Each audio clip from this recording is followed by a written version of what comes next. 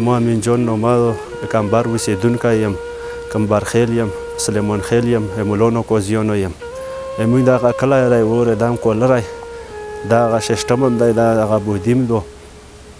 دغه ټولو خلکو له حساب کتاب د حکومت نه میلو شو حکومت پې غور وکړلو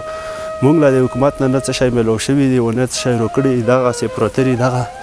کوټې دا دوې داسې جوړې کړي واورې چې شپه ورځ مې ته یوه کړې واورې په خپله جوړې کړي نم بېلدور راوستی دی نم کړی دی واورې په خپله کړي دي دغه معبودي رو واورې چې کوم دی که نه بس دغه هغه دی موږ حکومت له دا هیلپ دی چې موږ سره را منډه ووهي موږ سره را مرسته وکړي واورې چې کوم دی موږ ډېر بې وسه یو واورې نم داسې څاغه شته دی او بس دا بودیم هم داسې پرته او دا لیولن دی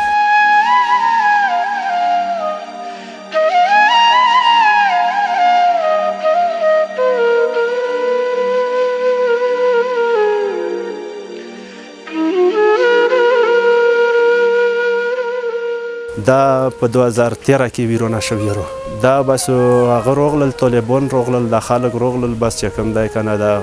بس واپرې نپرې جوړه شوه خلک یې میدان نه وتل بس موږ هم پکې ووتو واورې د هغه زویر نه پوته شوه ډزې وډوزې وې بس ویشتل وو سرو وینو سیلابونه وو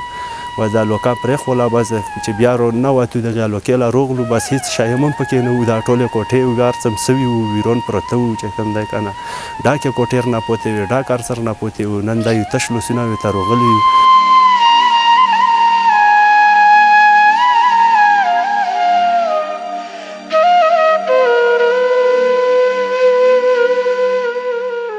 کوټې مون څه ویرې سمونونه ورڅخه پرېږره واورې چې کوم دی که نه خو موږ په سره اوسه پورې چا څه داسې مرسته ونه کړه او نه چې څه داسې غور وکړلو چې یاره دغو خلکو سره داسې هغه شوی دی یاره چې څه مرسته وکړو څه منډه ووهو یا څه پوښتنه وکړو اوسه پورې موږ له څوک رانغلل نه دی موږ چا څه پوښتنه وکړله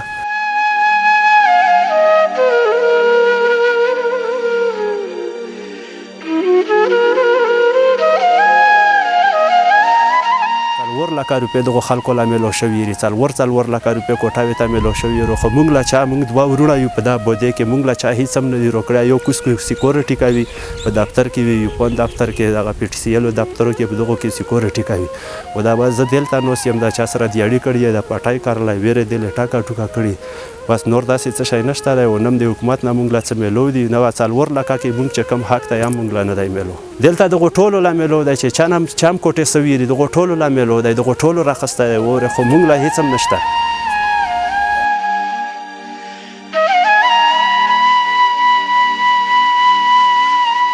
د موږ سره دغه نږدې چې کومې کوټې دغه ویره سوي رو دا محمود د کوټه چې کومه رو دا سوي رو دغو له میلو شوي دي چې کوم دی که نه داسې راویرې پیرې کوټې چې کومې سوي دي دغو له میلو شوي دي مړه دلته هر سړي له میلو شوي دي واورې چې کوم دی خو چې کوم په حکومت کې منډه تړلولی شوه پیسې لګولی شوې نو چې موږ له وایي چې 15,000 روپۍ واخله واورې چې کوم دی نعیم بابو و موږ له وایي چې 15,000 روپۍ راکړو واورې چې ته ویلې کړو و 15,000 روپۍ چې موږ سره وایي نو موږ بیا چې کوم دی خلکو له 4 لکو روپۍ پسې په حکومت په دغو پسې منډې والې په 15,000 مې خپل کور چلولی وای وکړی بیا مې وایي واورې چې کوم دی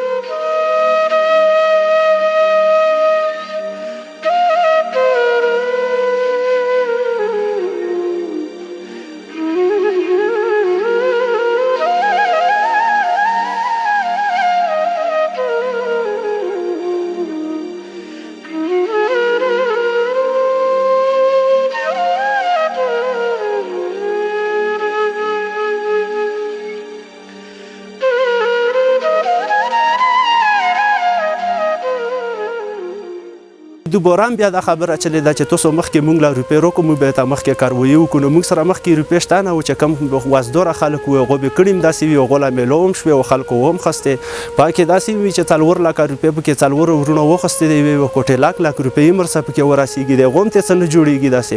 نو موږ نه داسې څه میلو دي و نه هم داسې څه منډه تړله ولې رو نه داسې ځکه چې منډه تړله په پیسو کېږي د هر شی په پیسو کېږي واورې او چې پیسې نه وي په څه شي به وکړې